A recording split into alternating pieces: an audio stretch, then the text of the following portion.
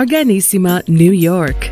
Your exotic skin, hair, and beauty source, and your one-stop shop for all your natural and organic skin and hair care, featuring authentic organic Moroccan oil and prickly pear seed oil and much more.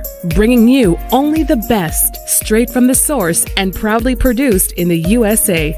So what are you waiting for? Shop today at www.organissima.com. Organissima, New York. Your beauty is our duty.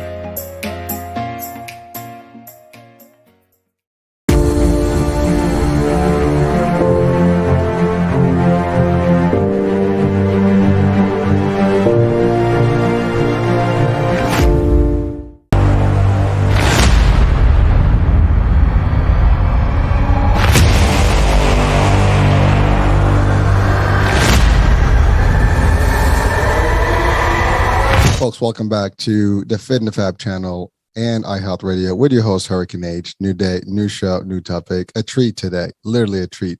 I actually discovered my guest, on a journey where I was on the ship having fun. And part of the performers that I was truly impressed, and I've done quite a few of those trips, was this particular guest I have with me today.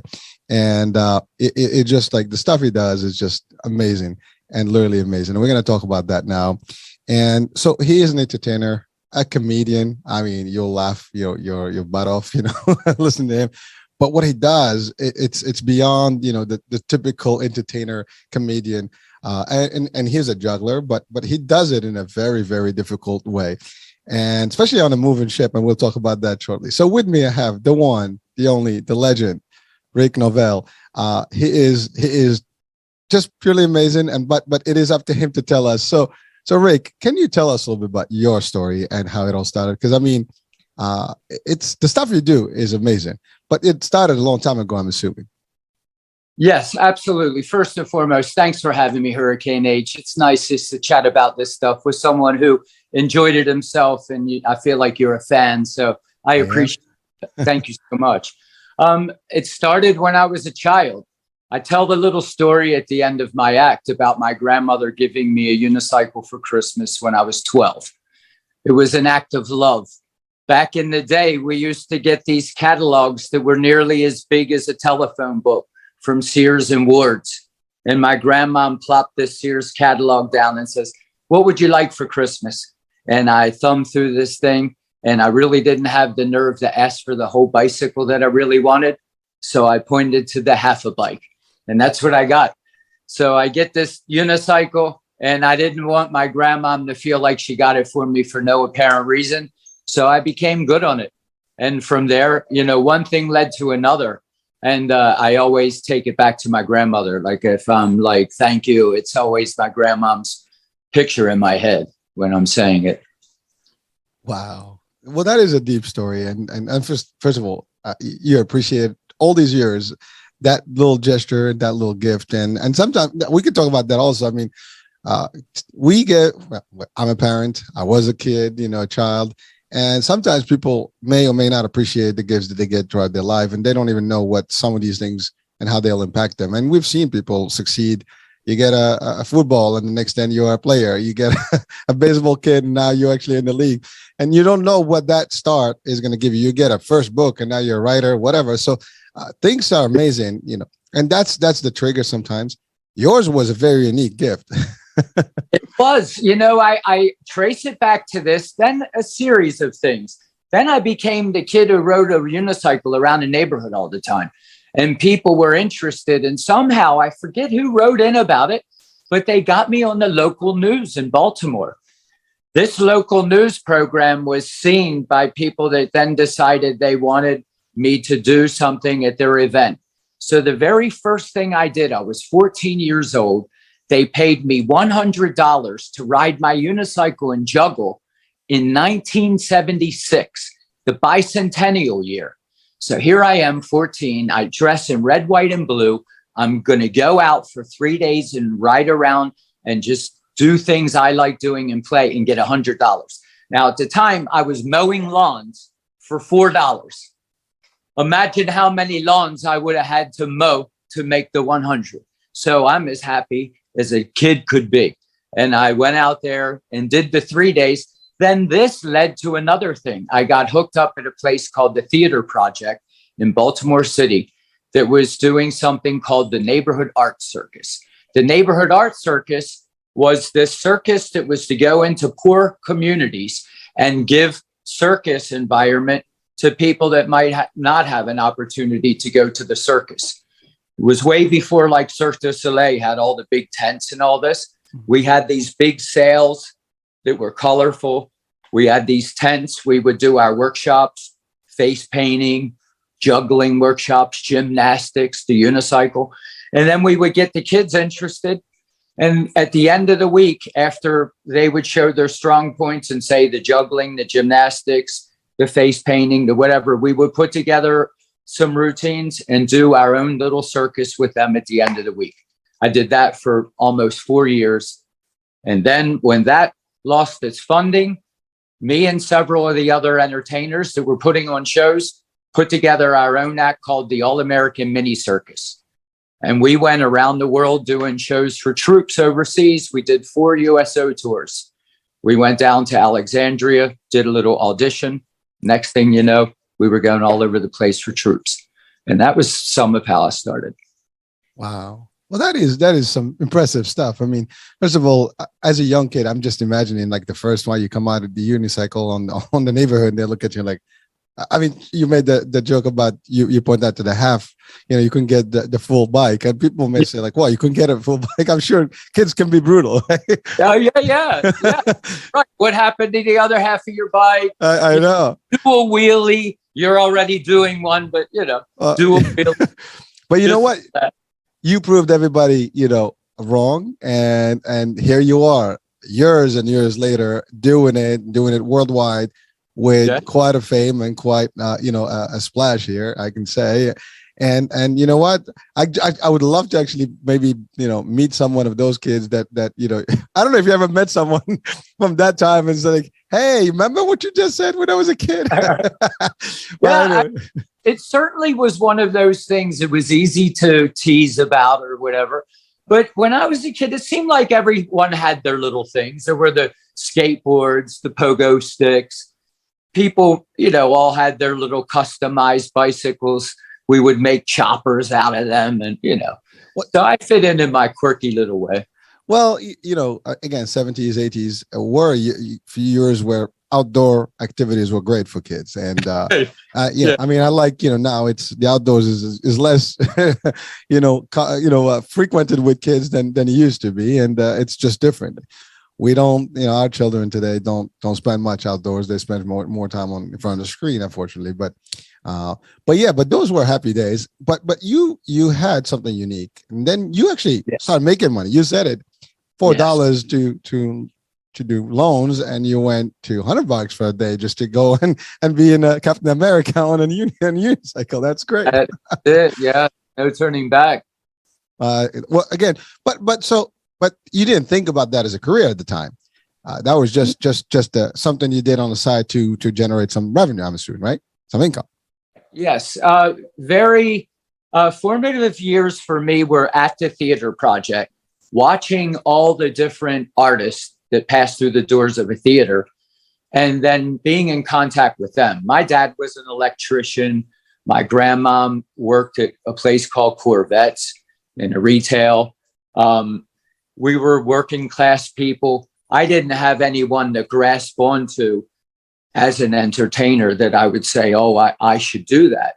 But when you were at the theater, all the people that came through the door made their living that way. Everyone from the supporting crew that works behind the scenes to at the Theater Project, these would be African dance troupes, magicians, mimes, bands. And the general consensus for me was they were always happy. They just seemed happy regardless of the amount of money they made. It was never about money. It was about the arts. People come to the theater to escape all that is real and to get into a zone where everything is a little glossy and unreal for a little while, where we forget about all the other things in life.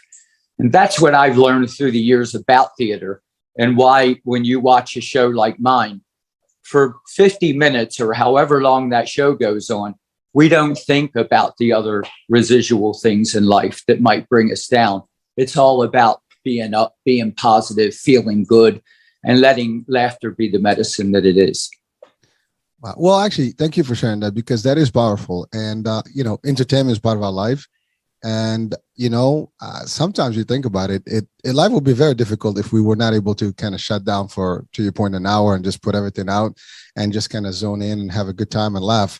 I mean, laughter is a good medicine, and you certainly do a lot of that.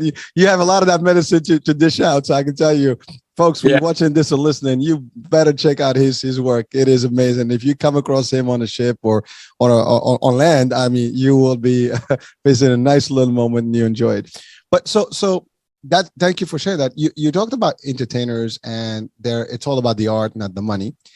I get it. And ultimately, the art is beautiful, and there's so many things. And you mentioned circus, and historically circus was where people went to entertain. That was like where you wanted to see something funny, different, you go there. And I don't think circus, I mean, it's evolved. You mentioned Cirque du Soleil now. I mean, the stuff that they do is a whole different world. But you did the traditional in a way, but it's not so traditional. I mean, we're talked so far just about the unicycling piece, but we haven't talked about the juggling piece, and then we'll talk about the comedy. So you combine a lot of different things in one. But just to go back to your journey at teenager, going through school, getting some extra income, and now you found the theater and you're doing that. Was that where you decided that's the route you're going to go, or you actually were doing a different career at the time? No, actually, so when I was 14 and Theater Project got me on board there, I was able to, in high school, make it a part of my educational program. I literally, the senior year, I could get out at 11 and go directly to work. And I had discovered before I finished high school, that is what I wanted to do. Now, my ideas at home, my father, my stepmother, it was more like, maybe you should join the military. Maybe you don't really realize that that's not an easy career, entertainment. And I just kept fighting through and trying to get through to them that all the people I meet in the theater are happy and prosperous entertainers. And if you just don't give up, if you go for it, you can get it. So I had my tough times. I mean, I definitely had to work through it. And like I said, just by not giving up, I was able to succeed. You just got to keep getting better, work on your product. Well, that's a big point, and I'd like to take a minute just to talk about it, because people are listening, watching, are kids, or they are basically, they have parents. And this is an age, especially you mentioned high school, where parents have aspirations or maybe expectations from their kids. They want a doctor, they want this, they want that. Now, sometimes they don't certainly think entertainment will be the best place. Now, although there are potentially parents that will probably support that idea, especially in movie acting and so on and so forth. And we've seen child actors, and they do successful stories, and many of them go on to become real, superstars. But to your point, the resistance, the traditional way, especially in the 70s, 80s, everybody wants their kids to be the next thing, right? And you said working family, you want, the next, executive, you want somebody. And I'm sure those discussions probably did happen. But for people that are watching and listening, you mentioned something powerful, which is you knew what you wanted. And sometimes that's difficult. A lot of kids don't know what they want. And you went against the odds, and you even challenged a little bit of your parents, but they all eventually supported you, but you went through it, but you went full force. This was your thing. This was your aspiration. This is what motivated you. And you said something about being happy, and happiness is everybody's, goal. I don't care when we ask for money, everybody thinks like, would you like to make a lot of money? We all want the money just so we can have the happiness that comes with some of it. Although money doesn't buy happiness, but money can buy things that can make you happy, right? Sure. So it eases the burden.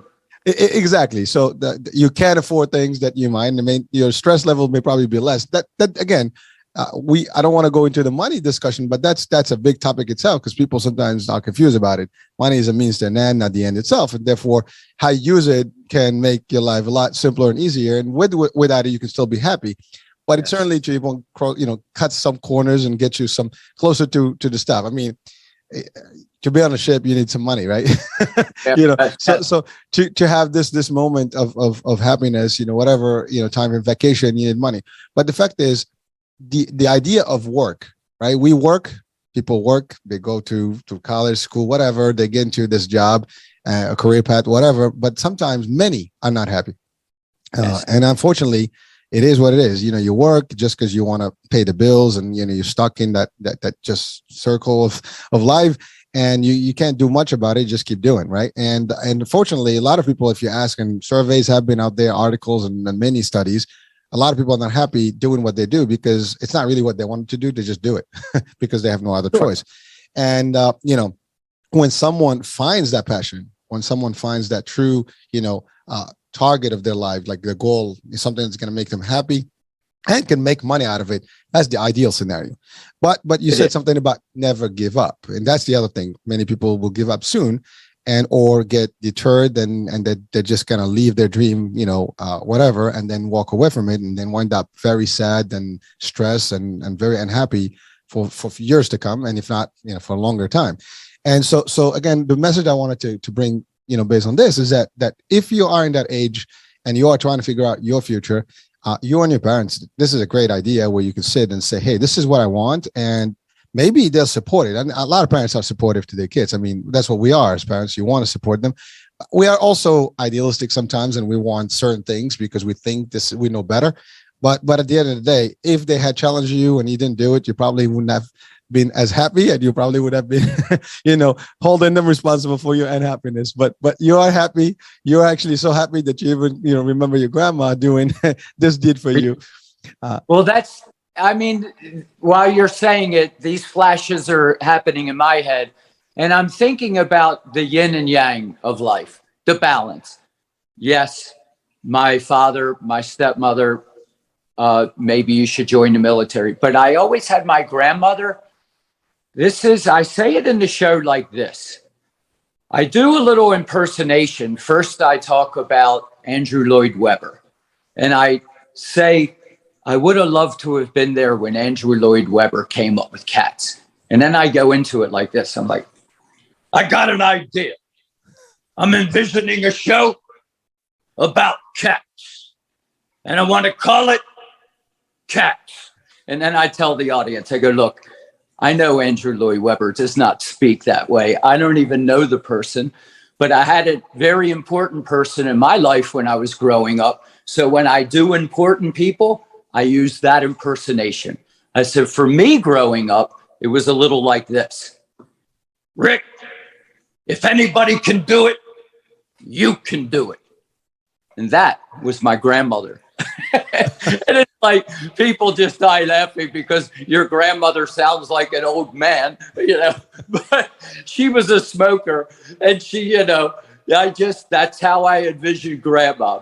So I bring her to life through these other characters and put her in the show just like that. Well, that's a powerful message, Rick. If anybody can do it, you can do it. Absolutely. That we can say that to the audience today. If there's anyone you can do it, it's you. Depends whatever you want. Think about it this way. Any one of us can do what they want, but you got to do it. you got to be in it to win it, as we say, right? But don't give up, focus, make it happen. Yes. And it was just simple little messaging like that. Just little things that I'll remember. That support. If anyone can do it, you can do it. It's so simple. And she would sit there and watch me do my simple little things or whatever, and egg me on to just work however hard I need to work to make it happen. So you need those cheerleaders in your life. And that was my grandmother.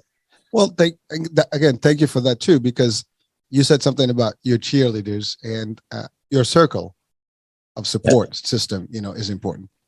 Sometimes it's family members, sometimes it's friends, colleagues, spouse, somebody that believes in you, and they really support you no matter what. And they believe in what you believe in. Well, even if they don't, they do believe that you are, able to do it, and they give you that push. And sometimes without those folks, they provide you with positivity and the right, mindset, and therefore you do things. Unfortunately, sometimes we don't have that. And a lot of people may be lacking, a group of people or individuals in their lives to do that. And sometimes that derives them to do different things that may or may be a good thing. But again, from this platform, I think another message that we can take is that, find your circles correctly, surround yourself with people that will support your vision and your mission and your aspirations, whatever your goals and dreams. And of course, if you have family members, that are that way, hang out with them, spend some time with them, because that's what's going to keep you motivated. The more you hear stuff, that you can do it, you will do it, you will always going to, and they give you the support system of the success that you need. And they make, remember, it's all, we had shows about hypnotherapy. It is hypnotherapy. You hear it enough, you believe, it becomes part of your subconscious. And that's a big deal. And again, sometimes we don't have that. And I personally, this platform and what I do is to try to motivate people. That's why I always try to highlight these elements on the shows. Whenever I get an opportunity to discuss it, especially when someone like you comes on with a true story of success. And, I try to feed in that and share it with the audiences, because I think it's important that if you're listening, doesn't matter where you are, what your background is, what your economic background is, whatever it is, your religion, doesn't matter. If you have a belief and you have a dream and you have something that that's going to make you happy and you can live happy through it, follow it, make it happen. And then if you know someone that does that and you love those people, make sure you support them and help them, get to it and assist them for whichever way. Sometimes the assistance here is just words of wisdom, just the support. You can do it, to your point. It's that phrase when you need it. That's it. Yeah. And again, on the flip side, do not listen to people who says, "Oh, you cannot do it. Who you think you are?" Nobody. Not other people failed. I've heard some of those kind of, the opposite, words of your grandma, where they just want to say that, well, just because they didn't do it, they didn't think about it, the world is going to end. Yes. And another thing I try to emphasize to people, first of all, you don't want to set goals that are unattainable. You have to take small little bites of these things before you can start to eat the whole plate of it. And what I mean by this is we can fulfill these dreams and goals without it just being our occupation. We can have hobbies that are stimulating, or volunteering, or ways to dabble, whether it be the arts or other creative ventures. I find it through artistic endeavors. I also build, I create. The idea of creating, the beginning, middle, and end, the satisfaction of that. And we can do that. And I believe almost everyone is an artist at heart, whether it be the way you plant a potted plant, a garden, the way you decorate your bed when you've made it, the window dressings around your window. People have the flair with the way they dress, the way their laces match their cap, the way these are little artistic flares, little stimulants for the person. I'm expressing myself. I'm feeling good. These are things that we don't always have to cash the check at the end of the week as our occupation to still participate in life with. Thank you for that. That's very powerful. And you're right. Your passion is your passion, and you can do it on the side. And to your point, test it out until you're at the point where you can venture in 100%. But it doesn't have to be 100% to start. But you got to start sometimes, right? And you have to enjoy it. Could be a weekend thing, could be an evening thing, could be after work, or if you can make a living out of it, that's the best and the most ideal scenario. But not everybody gets to do that. But in your case, you did that. But you mentioned something about the paycheck, right? So let's talk about that. Many people are always concerned about the paycheck, right? Am I going to make it? I need to pay a mortgage. Life, is expensive. Kids, school, this, that. I'm sure there was a time in your life where you had to have some of those concerns, like everybody else. And but how did you maneuver through that? Because you're doing it, you're enjoying it, and I'm sure it was not always peachy. You had to go through your own struggles, but you never give up, and you're still doing it. Sure, I can explain this pretty well because I have my wife and my son. My son is 26. My wife, it's my second marriage. We've been married 27 years. So I was married once before. I like to learn from any mistakes that I may have made that caused it to be a past marriage and apply it to being a better person in my second marriage. We've had our ups and downs. My occupation has had its ups and downs. And I've had times in this competitive industry where I started to fall behind. I had to fight for the dates. And when this happens, you have to up your game. I'm sure any athlete, anyone that has to work in a competitive industry has to up their game.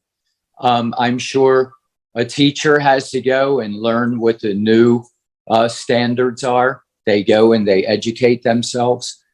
For me, I had to write more. I had to practice more. I had to become fitter, stronger, better. And oddly enough, it probably was about 5 years ago, my agency said, we're having a hard time getting you work. We don't know how much more we'll be able to get for you. It was a wake-up call to me that being complacent wasn't going to be good enough. I need to make myself relevant again. And I got myself relevant again. That was right before COVID. Then COVID happened. I was off for 20 months of the cruise industry. When I came back in the cruise industry, it was upside down. It had changed. I was a hands-on audience participation act. All the protocols wouldn't allow us to touch each other or be in close confines. So I had to rewrite my show. I couldn't use any volunteers. And that came to be an advantage for me. I tapped into my writing skills that I wasn't working that hard on. Then I'm now become a lover of writing. I'm doing it in all my spare time now, writing fun jokes. I can't wait until the next time I can go and use them. Or I'll refresh my memory with something I may have let go of years ago and have a fitting place for it now and bring it back. But anyway, so sometimes when something bad happens like COVID, you got to dig a little deeper and you work harder. So now I'm booked all the way till November. I've got lots of dates. There could be 2 of me and I'd be working constantly by concentrating on all those things. Well, thank you. And that's also sharing that is big because, you know, people will always think, okay, it's always peachy, it's running smooth and stuff. And you're right, it goes up and down. And keeping up is a key word. I mean, or key words, because at the end of the day, you're right. You know, sometimes you become obsolete if you're the same monotonous, you know, routine or act, and you want to be always, you know, state of the art. You want to be like, you know, top of the line. You want to be innovative, different over and over. You mentioned something about that signature earlier, and yes, you want to have those. But you're right, that doesn't happen if you stop, or if you think that whatever you have. Again, you're talking about something I can relate to it from the media company. I mean, when I started a couple of years ago, you know, I've been up in that game slowly but surely and learning and tweaking and doing this, and it's getting better and better. And I'm not even close to where I need to be, or at least my vision. But you're right. If I stop, and it's a competitive world. I mean, there's many talk shows out there. There's many podcasts. There's many radios, and you know, you want to put your name out there. It's hard, and it's just going to take time. But you have to believe in the journey and believe in the mission, whatever you're doing, and you don't stop. You got to learn everything every day. You learn new tricks, and that makes you good and better and better and better and better. And you're right. Things sometimes happen. We didn't plan for no pandemic, and you're right. You were doing something that was cool, smooth, and then all of a sudden, now what's next? You got to make adjustments and come back stronger than ever, because you're not the only one that's going to want to come back stronger, right? So you have to like anticipate your competition too. Yes, you're right. And you know, and you're right. I mean, you're talking about cruise industry. That is, I mean, as many ships as they have is still a limited industry. You know, there's only so many ships out there. Although they come up with 1 ship a year, it's still difficult. And there's so many entertainers that are always jockeying for those roles and those itineraries as well as those schedules. So that is a tough one. But you're doing it. You did it. You added something valuable to our audiences today, is that you diversify, you add things, you find something new to do. And this is going to lead us now to the next stage, right? We talked about your journey, your vision, your enthusiasm, your passion, and the unicycling piece. But we mentioned briefly about the comedy, and you talk about your writing and jokes, but there's something else that you do, which is the juggling. And yes. So when did that start? Because juggling itself, it is. I mean, there are jugglers without unicycles, and they're not comedians, and they're still good acts. So you combine all these things. juggling, the way you do it, I've seen some serious jugglers do it exactly that you do, or you do even better. And that's all they did. But you do this with challenging the gravity, challenging the motion. And then we talk about motion, and we talk about that, at sea, because the sea is not really a flat screen. It's not a steady land. It's moving, and you go left and right. You don't know where that motion is going to take you. So it's a rough one. It's not easy. And let's talk about fitness, because obviously, today we're gonna, we're gonna focus a little bit more at the end of the show about the fitness aspect of what you do. But so the juggling part, you've learned basic juggling, I'm assuming, just as part of, was that actually intentional? Was that an idea that, okay, next thing I'm going to do the juggling, and then what level of juggling I'm going to do? How did that work? It was as simple as my father was an observer of, wow, you're really good on that unicycle, but when I'm watching TV, I always see these guys juggle. How about you should try some juggling? And quite literally, I just went and bought 3 little pink balls, we used to call them, little pinkies. We used to play stickball with them. And I taught myself how to juggle. And I just simplified it for myself and learned the basics myself. Now, through the years, getting together with other jugglers, I've learned all the different techniques and so on and so forth, and have been inspired and trained and taught. But the basics, I just went there with a little dream, a little idea of my father to go, wow, you could do this on a unicycle. And next thing you knew, I was doing it together. Yes. Well, again, here we go. Your dad also had an input in how your next stage will look like, right? And that was it. So you started the juggling piece. Who did actually tell you about comedy then? Somebody else, or was that yours? Here's the number one thing I think that combines all of what I'll bring out on stage today is being in the environment of enlightenment by my peers, to watch other entertainers. So it became, I'm a great balancing act and a great juggler. I can do those things confidently and well. But I was always inspired by my stand-up comedian friends or my impressionist friends, people that would impersonate others, whether it be musicians, you name it. I just wanted to absorb their way of communicating their art to the audience and bringing the audience in with them and building the key component, and that is rapport. Without rapport, it's just another TV show or another movie or another thing you could switch off. Rapport, that's your relationship. And I used to love the idea. It wouldn't matter what I was watching someone perform. I might not even like country music, but if this cat was out there with his country music and developing a love affair with his audience, I wanted to zoom in on, how does he do that? Where is that magic? How did he or she get whatever it takes to develop that relationship? So then I'm trying to take these athletic skills of mine and communicate. And the way I was to communicate were through the jokes and the laughter and the spontaneity, ad libs and play. And it became the secret sauce that held it all together. Well, Rick, first of all, I commend you for the fact that you actually really appreciate the other entertainers and the work they do, and you admire them and you learn from them, and you're open about it, which makes any successful person usually has no hard feelings about the others, and they wish the best for everyone, and you learn from everybody, right? And there's always a new trick you pick from here or there, and there's everybody that personally I believe in that. I learn from everyone. If I meet you today, I'm going to learn something from you. That's the end of it. But you're doing that and you apply it in real life.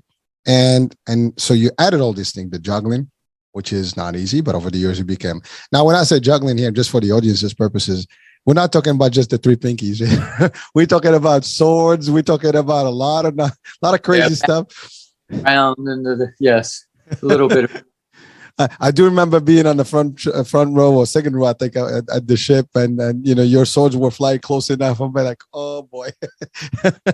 Yeah, but it is not easy. Your face, like I might have seen in yours. I'll always tell the audience, this guy just leaned into his wife and said, "I wish I was wearing my brown pants." little poop joke for everybody.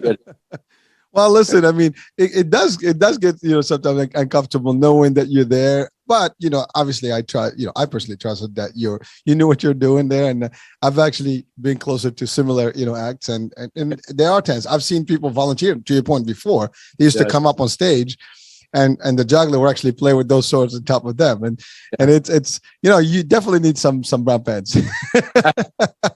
But, so we talked about juggling the comedy and you started putting your own angle on it. And now, obviously it works. I mean, dude, when you start your act, it's all comedy at first and it's a little bit, and then you combine it and you do this and that. But you added more things. I mean, besides the unicycle, and you use the stand-up ladder or the unique, that's a big deal. Let's talk about that for a minute, because I this is going to lead us to the fitness level that you need to have to do all these things. So where did you get the idea of doing that? Well, it was in 1987. I was street performing at South Street Seaport in New York City. And a friend of ours used a freestanding ladder. He was an old circus act, so he was trained with all the harnesses and everything you need to be able to balance on the ladder. So when you fall, the harness will lower you down with the pulleys and so on. Right. And he would do it in his street performing show. And when he got up on that ladder, his crowd would be so much bigger than everyone else's, because we would go with the depth of our crowd. If you could get them 5 deep in a circle around you, that's that many more people you would be collecting tips from when you encourage them to give you money for your street theater. So falling in love with his bit, I'd be like, "Michael, wow, can you teach me?" He's like, "Well, I can show you how to do it and you can use my ladder, but you got to teach yourself." So little by little, in between shows, I learned his ladder. And then I built the ladder and started doing the training on my own. And then it became my own thing back in the late 80s. And then through the years, just became, confident at it. Now, you're right. A ship moves. It's crazy. If you're coming towards me and you go to push me, I could see you coming. I have an answer to that. But the movement that comes on the ship is unseen. Suddenly, you are pushed by this force. So you are keenly aware. I'm up on this ladder with the machetes, about to juggle, and you feel the sea pushing you. I joke about every show is a moving experience because it's moving. And I get through it, little jokes. I'm a cut above the rest with the knives and all, but all my jokes are going over your head because I'm up so high. I've got a joke to fit the situation. But anyway, the ladder was so important to me to be a great street performer. So now it looks great up on stage. You're high up there in the air, balanced on a freestanding ladder. It's like you would see in a Chinese acrobat show. Oh, it is. I have to say, I admired that show and I loved it. And it is not easy. I mean, you make it look easy, but it's not. And to your point, the motion of the ship does not, add up to. I mean, unless you're in a good day at sea, it's always rough. And the sad part is that the theater is always in the front of the ship, so they get the first hit of everything. Yes, you'll hear go oh when they hear the boom. I know. Well, I mean, I know that some ships, they do cancel sometimes the shows if it's going to get very rough, but I've been in some decent rough seas and shows did not cancel. People were still, going left and right. As a matter of fact, you and I were talking 10 days ago when I was on the Oasis. There was a performance and there was some juggling done, but the ship was actually bouncing. It was rough. Oh. It was a little rough, and but again, it's balance. And one thing that you guys do is balance, and you can fit in properly on that platform and be able to feel the motion with it and be able, to your point, you're aware. And most of us are not. I see people walking without juggling; they just bounce on walls, boom, and they hit the wall. It is tough. Now, you've performed at sea, off sea. And which one do you really prefer? I mean, as an experience. Well, now, honestly, people come on a cruise so chilled out. They're there to have fun. They have they let go of all the driving that we have that drives us crazy, people cutting us off. They've left behind their work. They've left behind all the things that frustrate them, and they're just really chilled out. So I love performing on cruise ships because I feel like audiences are already relaxed and ready for you. They haven't, even in the city, you might have had to go through a little bit of rough to get to the theater.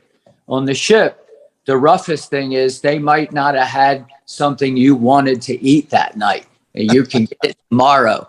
But the hardest thing is, oh, you didn't have an extra lobster tail for me? Oh, I'm having a rough day, but people just don't really have a rough day on a ship. So they bring that essence of, wanting to be happy, wanting to feel good. And then I met you on Anthem. Anthem, like Oasis, has a beautiful theater. That would be a beautiful theater if it was found on Broadway. And it's on this floating vessel.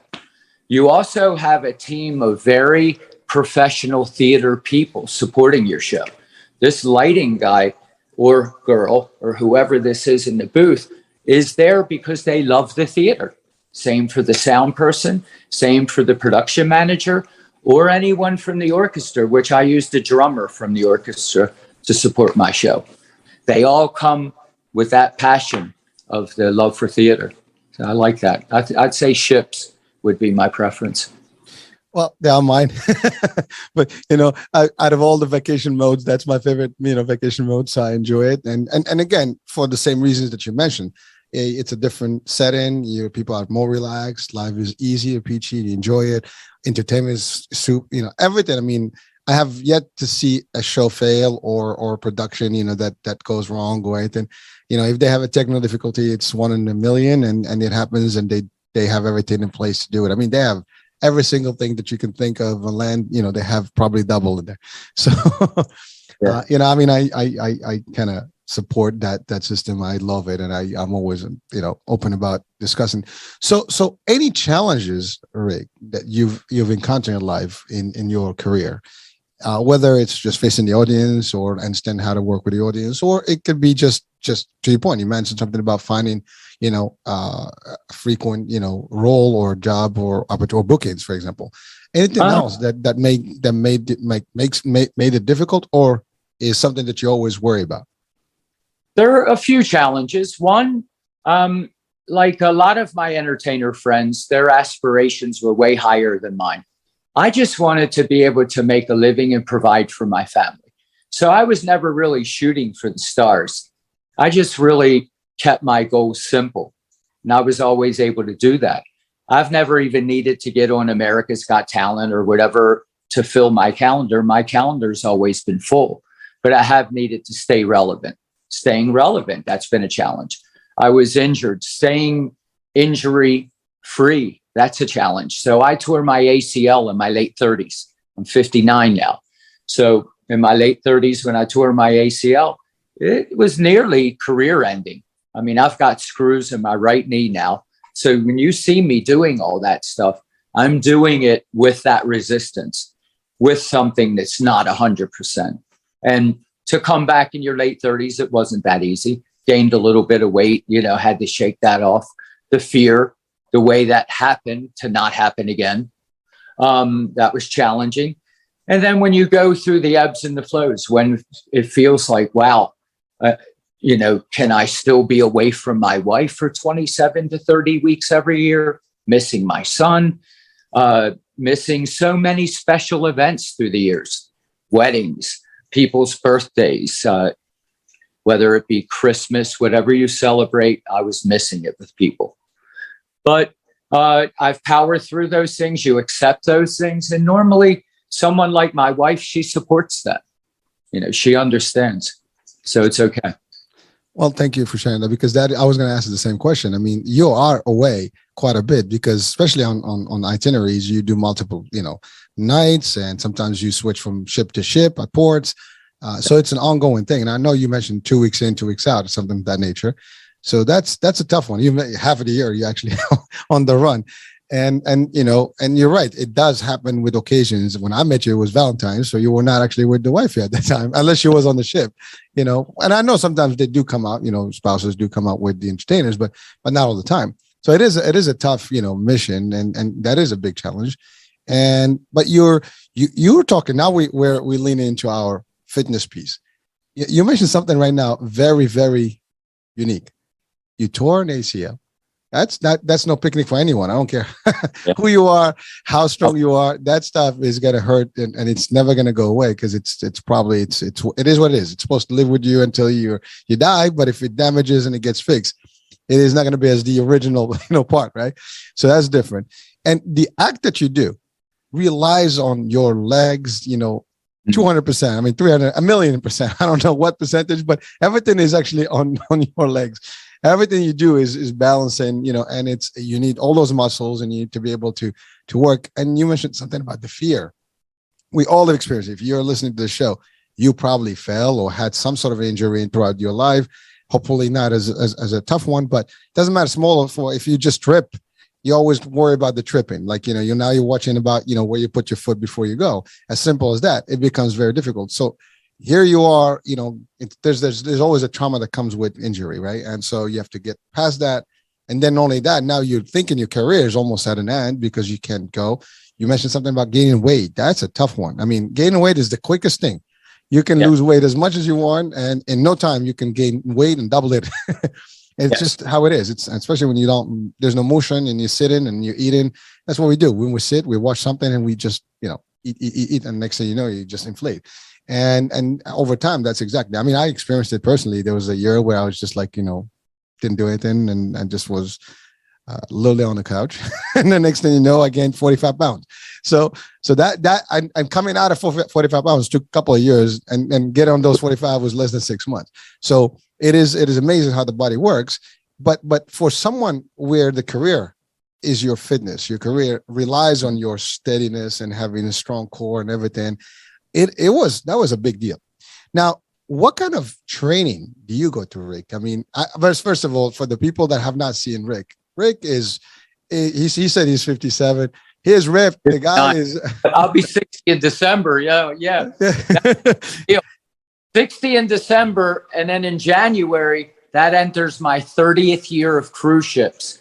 So 2023, I'll do as a 60-year-old man who's been half of his life at sea. So I'm really going to celebrate. That'll be the year to see my act. That's why I'm working so hard to make it the pinnacle, because I really want to bring that year on strong when anyone else would expect it to be weaker. I want to be strong. So I work double hard. What do? I have 3 Frisbees I bring with me everywhere. I could play Frisbee alone on the beach with 3 of them flying around. I could take one and hit it into the breeze and hit it and keep it in the air for minutes without it ever touching ground. So it's like a boxing exercise. All you have is the wind, and this Frisbee's floating like this. And I'm like, I'm just whack, whack, whack. And then the wind, it'll be like hovering right here, say right above head level. All of a sudden the wind drops. Now it's at knee level, and you're like compensating. It might look like it's coming across at chest level, and the wind drops, it's at ankle level. You are constantly whacking, keeping the Frisbee up. All that movement, all that twisting of my core, keeping my arms up and my shoulders. That's why my shoulders are defined and my core is defined. And then I also do it combined on the unicycle. So I have a large wheel unicycle, 29 inches tall, and I'll take that all through the city and the country here where I live and ride it. You got to push really hard. You need a solid core there. It's all that twisting and turning and centering of yourself. And when I do these things, I do them to just wear myself out, make myself tired. And then I'll hit the gym just to tone. I'll do a little bit of chest. I'll do some curls for biceps. I'll, do some triceps, things just to keep everything firm. I'm not trying to be bulky, because bulk I would have to work around with everything I'm doing. I try to just stay thin, lean, like a boxer. And then because I'm from beginning to end doing the unicycle, the ladder, the little unicycle, the big one, and never stop moving and never stop speaking, it's very important for me to breathe and speak at the same time. So I don't want to be too labored. So my stamina is very important.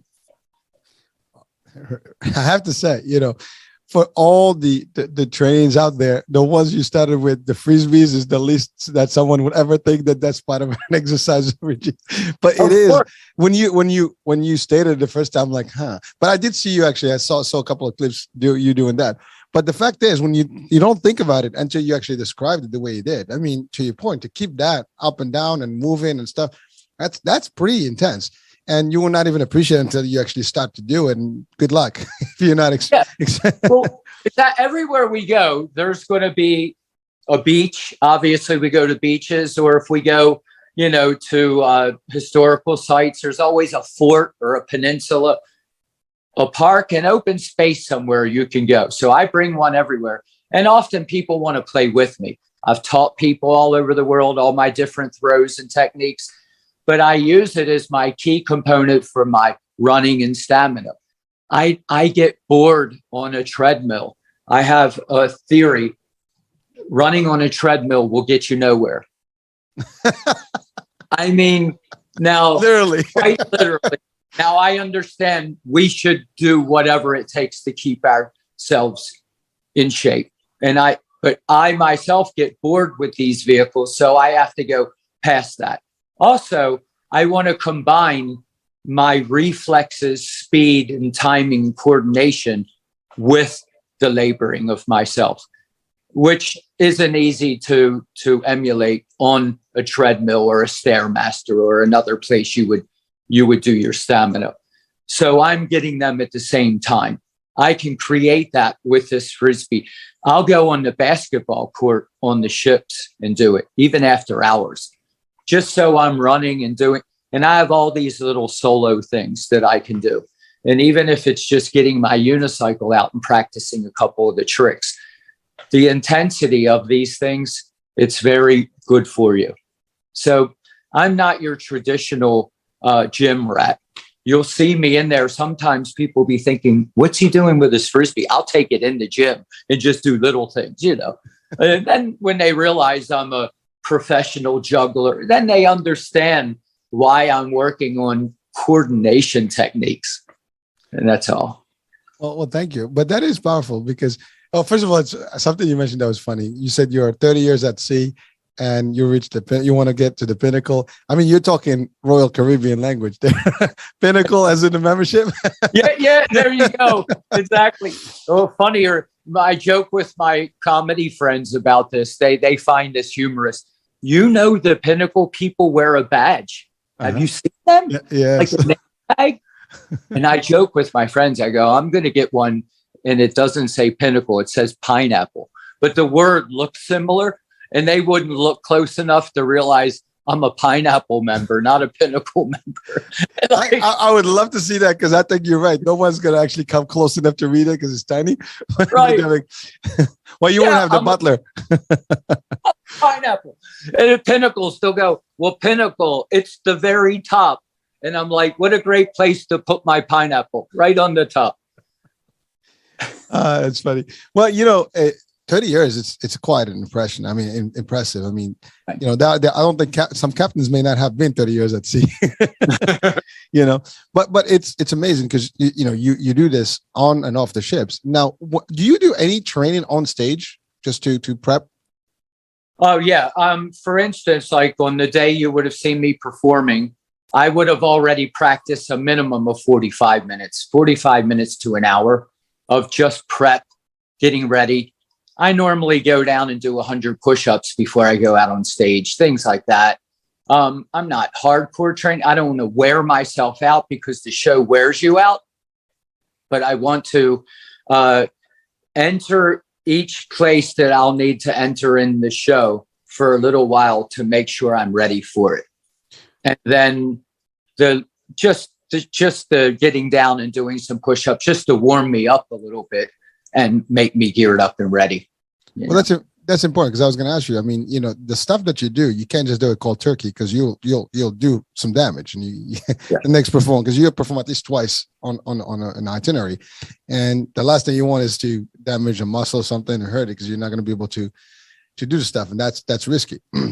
To your point, that's the biggest challenge that I can think of, because you have to maintain pristine at 200% at all times, because you cannot have even one small injury, otherwise you stop the show, and then that pisses everybody, and then that causes a ripple effect with the organization. So that's a tough one. But yeah, so push-ups are good, a good formal exercise that can get you going, pumped up quickly, heart rate, everything. And the other thing, now let's talk about that. I mean, you're on a ship. The joke about ships is there's plenty of food, and you're not restricted to the crew stuff. You actually are, with the guest side. So you have all that buffet business going and everything. So how do you maintain, not getting crazy with all the sweets and all the everything that they have there? I mean, you can gain 10 pounds, as they say, the average person gets 10 pounds on the ship. If you're there for 2 weeks, I mean, that's 20 pounds. I mean, you're right. If you add weight to yourself, it's going to be very difficult to do your juggling act. No doubt about it. That's the other thing. I know I have dabbled with joking about that a little bit in my show. I don't know why I don't talk about it more, but you're right. If I'm doing 27 to 30 weeks a year, half of my life on cruise ships, I should be pretty much the size of the Goodyear blimp by now. But I really hone in on the idea of life in moderation. People will ask me, what kind of diet? And I tell them I really have no specific diet other than moderation. I won't eat that exceeds my movement and activity. And if the one started to weigh against the other, it would be easy for me to put down the fork, because I have to have those ninja type reflexes as the entertainer I am. So I've always known when to put down the fork, and I'll joke with people a little, only because you remember I've got those abs, those 6-pack, like freaky abs. They were freaky when I was a kid, and they're really freaky now that I'll be 60. It's like, what the heck is up with the abs? But I joke with people about, if you eat pizza after midnight and you go to bed, your digestive muscles will be working as you sleep, and you will continue to get your exercise. Now, that's just me being silly me. I don't believe a minute of it. I just joke about it.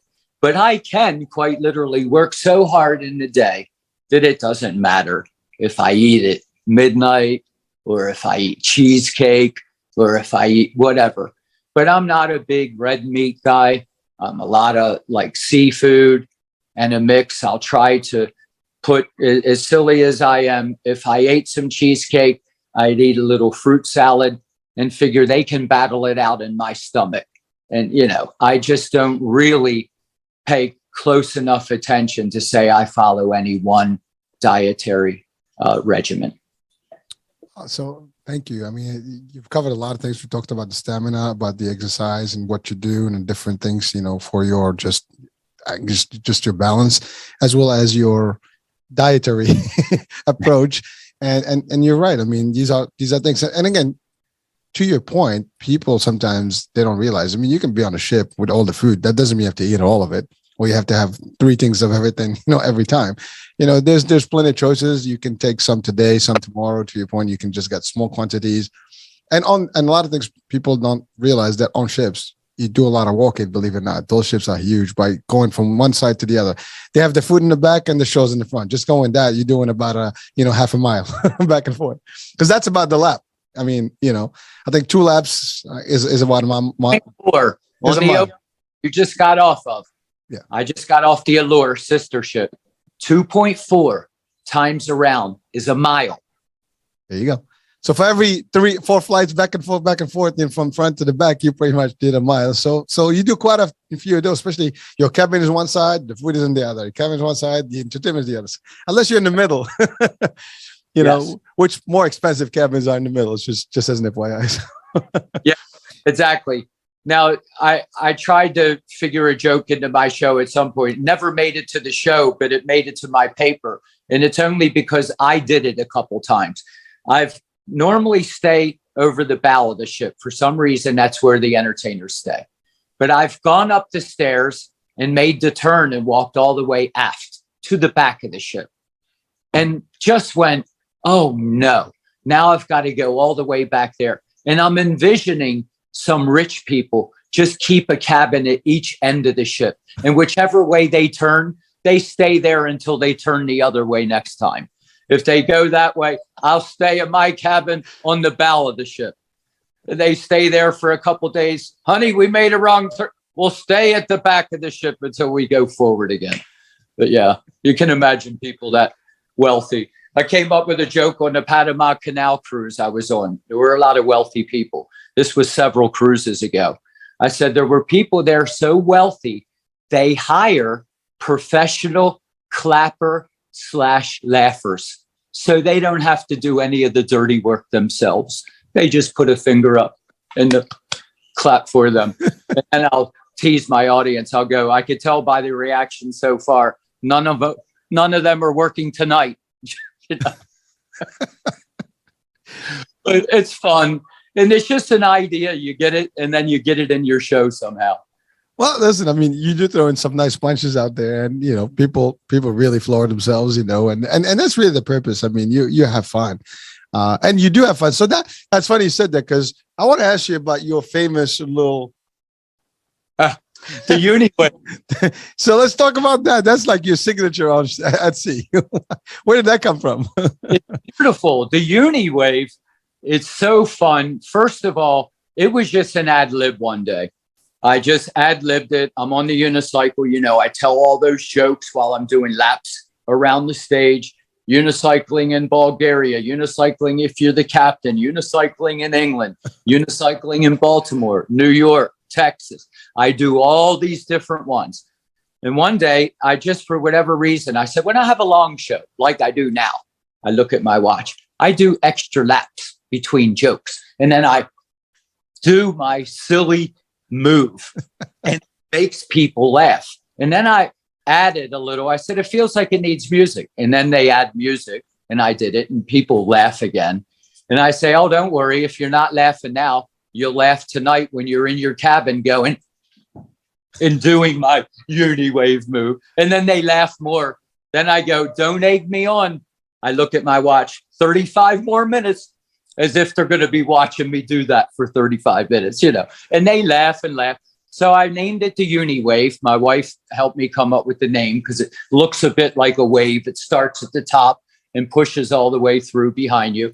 But it has now, since I came back on the Oasis, was my first ship back after 20 months off. There was this large group there from Mexico City. These people were so sweet. They loved my show and they wanted to get together with me, the whole family, like 12 of them, all doing the Uni Wave. And it looked so cool. And they inspired me to keep doing it. I'll start taking pictures of people when they do the Uni Wave for me. Now I have almost 100. You, by the way, and Sam, you're in my little video slideshow that I do now. I haven't fully implemented it in the show, but I have it come up on the screen while they're exiting. It's to Lenny Kravitz, Fly Away, because people look like they're flying. You two were doing it. You're in there. So many people with the whole body zooming into their face with the lips puffed up the way I do them and all that. And it makes people laugh and it's just fun. So I've had so many great experiences. It would have been when I left you actually on the Anthem.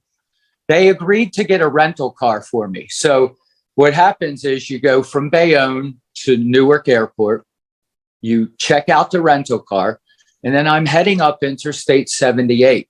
I'm at around Clinton, New Jersey at this point. You know, that's probably about an hour from Newark. Mm-hmm.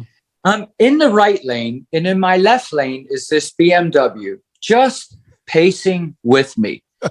I'm thinking, wow, that's odd. Are you going to pass? So I look over.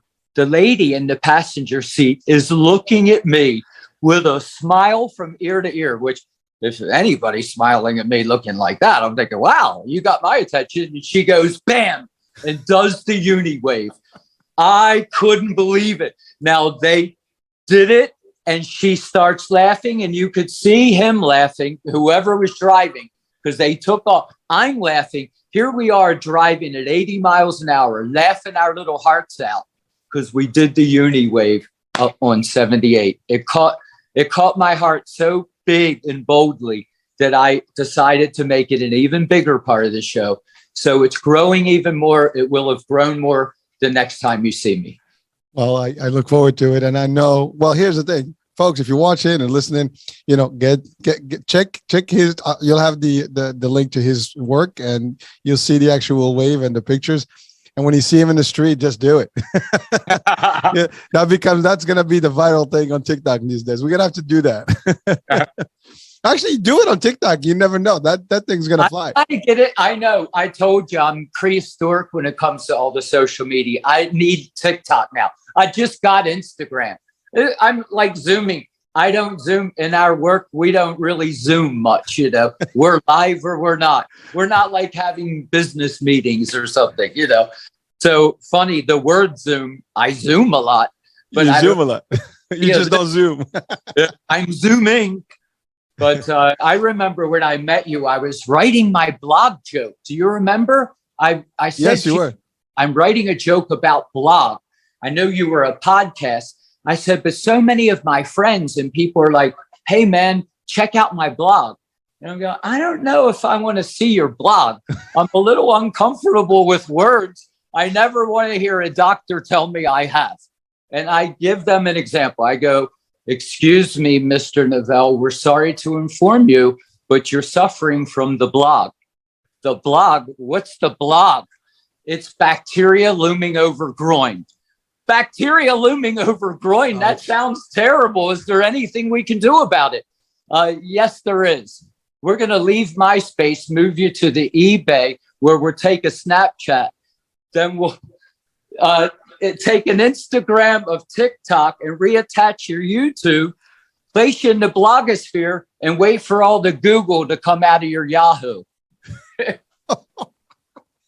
So I just, you combined every single social media there. Yeah, exactly.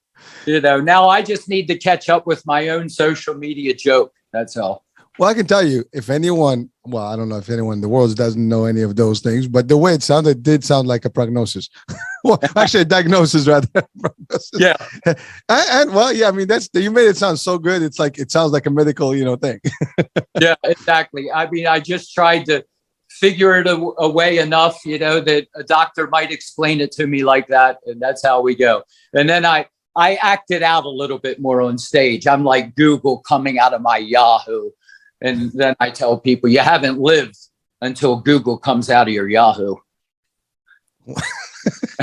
People are probably going to look at you like, huh? Well, no, I mean, listen, well, it's funny because on the ship, you have different crowds. Yes. Some crowds are more techie than others. Depends on what ship you're in. You might have a difficulty talking about the social media the same way you would do it in others. And that's so how do you do that? I mean, obviously the audiences vary and you need to really kind of compensate, for all age groups and be able to do that. I mean, there are sometimes kids because these shows are family friendly. And so you have to really adjust to all those. I mean, that's a difficult task because really you can't please everyone. And at the same time, you want to make sure everybody's happy. How do you do that? That's tough. Yeah. Well, first of all, the jokes and the character that you have, it needs to be entertaining to you. Playing with myself. And it's not like they're technically difficult jokes. I do one about ancestry DNA. I tell them that my wife wanted to do this and I was reluctant, but I did it anyway. And come to find out, I'm 50% Italian, 20% German, 15% British, and 15% Labrador Retriever.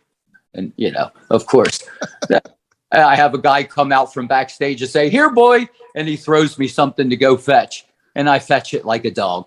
I mean, it doesn't get much more entertaining than that.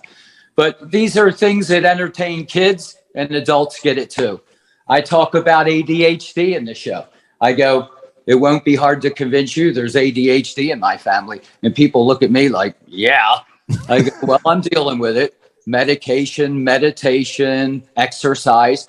And recently my doctor said, Rick, I don't really think you're ADHD anymore, especially the HD. We believe you've gone past that. Now you have something uniquely yours that we've never seen before. And I'm like, well, what is this? Said you're ADAD. ADAD. Well, what is that? Attention deficit and diarrhea. I'm like, oh, great. What a terrible thing not to be able to pay attention to. And then I'll say to the people in the back, you should see how uncomfortable everyone is in the front row right now because I'm ADAD. Just, I can just imagine that. I don't think that was on my when I was there, right? I don't remember that. I'm writing them all the time. What's funny is that's a pretty new joke. ADAD is pretty new. A guy said to me after the show the other day, he comes up to me in the hall. He goes, oh, great. He goes, I love that. He goes, ADAD. He goes, I'm going to call myself ADAD now, too. He says, I'm lactose intolerant. I didn't even need to ask. Lactose intolerant obviously leads to diarrhea. Well, I'm glad I helped you find purpose in life now. You, too, are ADAD. You know, I think it's gonna catch on. You know, people are gonna start using it now. Well, listen, that's how viral things go, right? You know, you throw in a word, then a couple of people here, they like it, they spread it, and before you know it, it's all over. Yes. It's amazing. Wow. Well, Rick, I mean, you know, this been, you know, we've passed the hour, and I, you know, I've had a great time, and we've covered a lot of grounds from really motivation, goal settings, you know, your journey, your challenges, the work you do. The fitness, the diet, you know, and the jokes, the comedy, all of it. Just before we end the show, are there any words of wisdom that you want to share with the audiences today? I guess more than anything is stick to those dreams. You know, be also that positive force you can be in people's lives. You know, be my grandmother as much as you would want to be me or whatever, in the sense of, you know, fulfilling your goals. Support others that want to do that and give them that lift, give them that support that they might need. Be that person and be open to being inspired. I mean, I myself am inspired by so many people in life, but not just the entertainers. I'm inspired by the Filipino girl who's still smiling while she's wiping down this elevator, while she has 2 kids back in the Philippines. And she's just able to have a job that can help pay for her father's surgery or her kids' education or whatever, while she keeps smiling and keeps a positive attitude. So just be inspired, but you can be inspired by everyone who gives you something positive to be inspired by. And that's what I feel is the number one thing I can leave people with. And thank you. Be as positive as you can. Thank you. And I do want, just since you mentioned that, you know, I guess from this platform, I appreciate the way you said it and why you said it, because a lot of people sometimes would not realize that these folks are 9 months, 7 months away from their families. And they work, you know, literally with no vacation time. They have a few hours off, and they have to maintain that smile and just, you know, day in, day out, people come in, people come out of the ship, on and off, and they always have that beautiful, happy face, and, you know, with the right attitude. That is not easy. I mean, I have to say, I don't know if I could do that job, you know, personally. I mean, it's a tough job, and these people really make it look good. So, you know, from this platform, from you and I, you know, and, you know, we thank all those folks out there on those cruise ships that are doing that great job to keeping people entertained and happy and really live their vacation, you know, their dream vacation with very little, you know, issues. I mean, really, you go through the ship, you know, chances are you're going to come out of there very happy. Very few things, you know, happen here and there, but again, life goes on. But those people really give it 200% and more. I mean, it's amazing how well they do. So thank you for even bringing that up, because that's something that you don't hear all the time. And I know on ships they always give those thanks to them and things, but in the gratitude. But I think from this platform, anyone out there, if you're working on a cruise ship, thumbs up to you. We love you. That's it. So yeah, Rick, teachers too. Because it was 2 of my high school teachers took me to a side and said, Rick, you got to get a job on a cruise ship because your grades have always been sea level. You know, you got to stay. I love our teachers, but that was a good one. So I think it's a good way to leave this show here with some levity and some fun and a good joke, folks. You know, teachers, He loves you. We love you. but it's fun. I mean, that's the thing about comedy is you always laugh, and again, laughter is a good medicine. So, Rick, thank you for making people laugh and alive at the same time. I mean, really, you bring that life to people. You make them enjoy themselves, while they're with you, and it stays for a long time. Those things are happy moments and memories. And you can't buy those things anywhere. I mean, memories are something that's unique, and we all need them, and they keep us going. So thank you for the work you do out there. And I look forward to seeing you live again on a different ship, and maybe in the same ship. I don't know, but 2023 is coming up, and let's see. Thanks so much, Hurricane. So nice to meet you. I've liked you from the beginning, and your spirit, you're uplifting, and this is good company. I appreciate you inviting me in. Well, thank you. And again, this is your platform. Hey, feel free. Anytime you want to come back, we can have jokes on. We'll do that too. So maybe we'll do one on the ship. Hey, you never know. Good idea. All right. Well, folks, thank you for being with us. Thank you, Rick. Thank you for watching, listening, and hope this episode was enlightening and informative for you. So we look forward to the next one. Until then, Hurricane H here. We'll talk soon. Bye for now. Ciao, ciao.